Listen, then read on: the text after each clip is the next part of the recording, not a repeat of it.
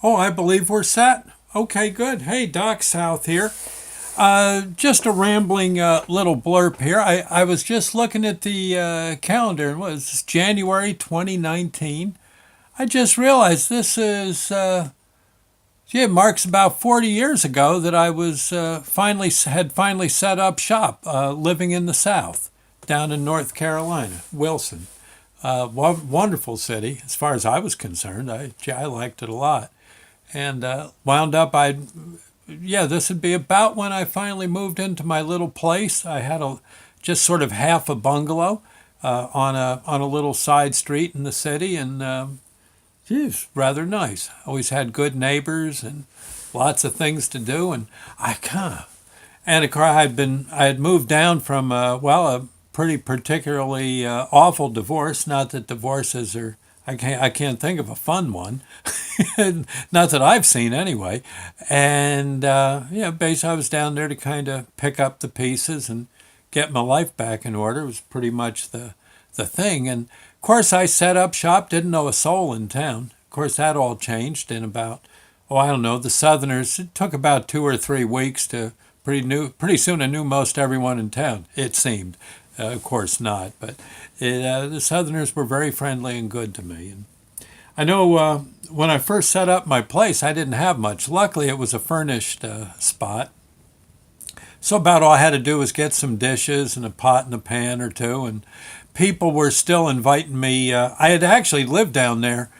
Uh, oh, I actually moved down sometime in November of the year before. So that'd be trying to do the math here, about 1978, right?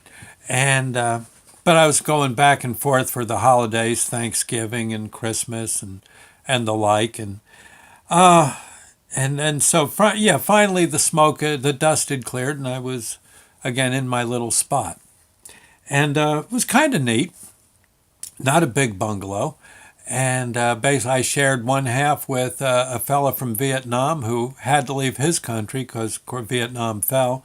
He was with the North Vietnamese Navy, and he figured if they landed their ship in Saigon after the South Vietnam fell, it wouldn't be too good a thing.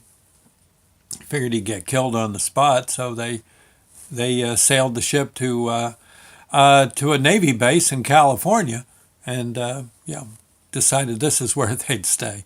And of course, the country, luckily for them, we let them in, which is fine. A good fellow, he's a good, nice guy. Huang was his name. Yeah, and interesting guy. And but so anyway, so I had, like I said, I had to get kind of used to Southern cuisine. First thing I gravitated to was, gosh, those wonderful sausage biscuits they make in the morning, and grits. Yeah, Sandy will tell you I still like grits, and if I got biscuits and a sausage patty or two, I'll have me a sausage biscuit with them. Grits you got to serve with a little bit of butter. Some guys put gravy on them, but I kind of like just butter and a little pepper, and you just eat them much like you'd eat mashed potatoes, only they're kind of a breakfast food. And almost any place that served breakfast had grits. Grits kind of went with. Like up here you get home fries. Well, you could get home fries down south. They'd kind of look at you funny if that's all you got.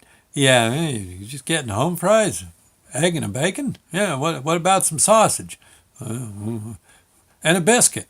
Oh, okay. And you wound up getting kind of used to it. And basically just a fried sausage patty. And like I said, a biscuit. They'd if you're buying them to go, they'd wrap them up in wax paper, and off you'd go. Probably about back then they were about 50 cents, if that, if that. I think you get three for $1, 50 cents each, right? And darned if they didn't hit the spot. And no, it'd just be meat, biscuit. That's it. Yeah, I guess later they fancied them up a bit. You could get an egg on it if you wanted. And then they had a pork loin biscuit too, which actually I never really went for, but the Southerners said that was pretty good stuff too. So it was kind of just like, well, it was the loin of pork. It was like the filet mignon off the pig, and I think fried up or French fried, I think, and pretty tasty. Myself, I like the sausage biscuit. I kind of went with that. And a nice bowl of grits, life was good. You're ready to start your day.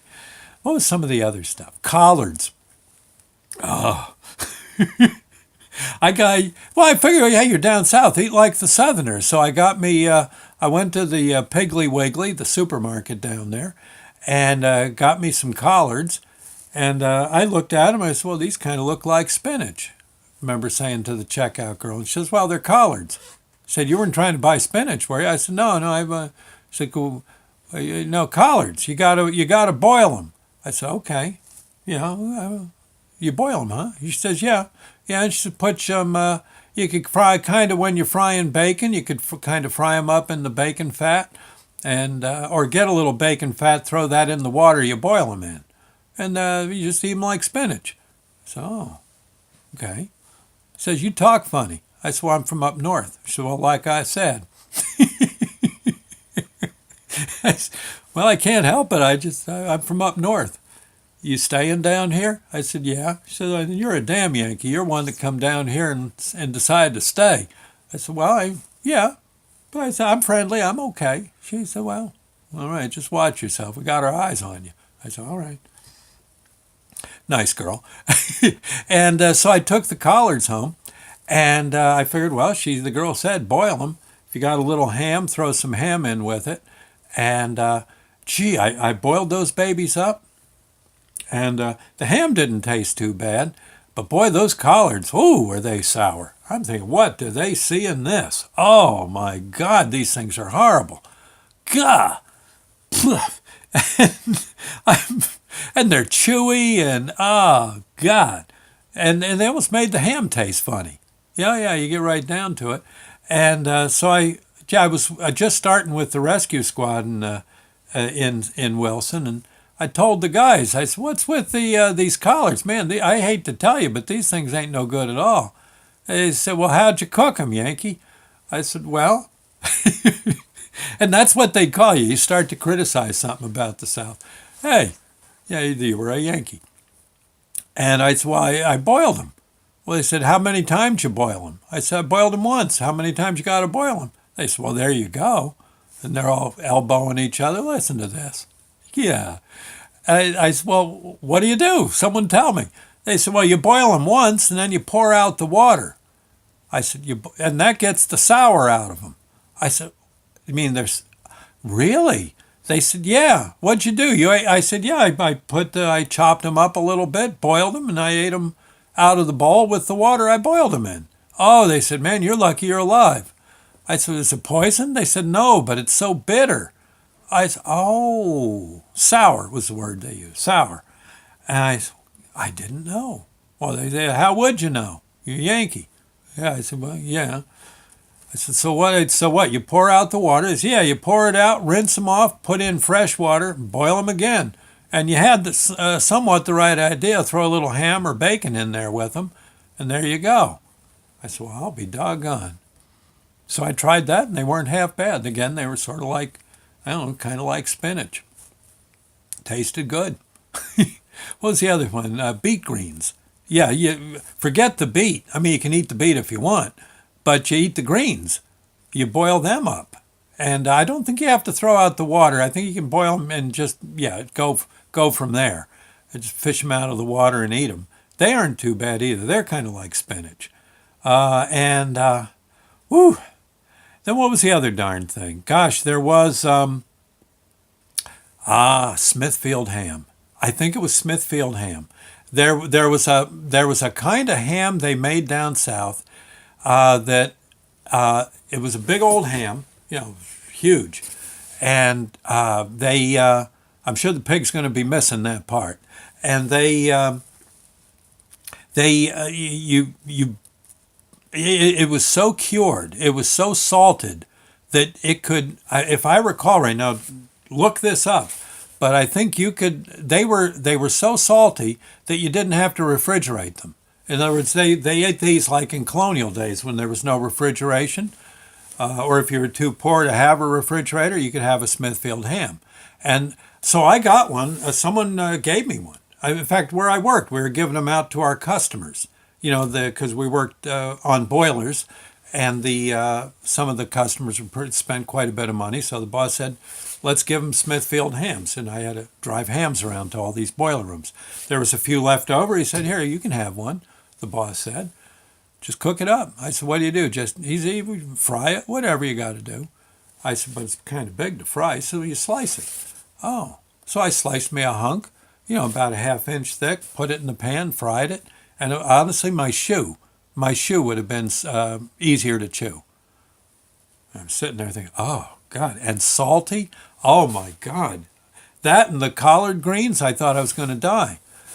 And the again, I figured the guys I could trust after getting laughed at would be the fellas at the squad hall. So I said, "Hey, listen, I got another problem with your food." He said, "What?"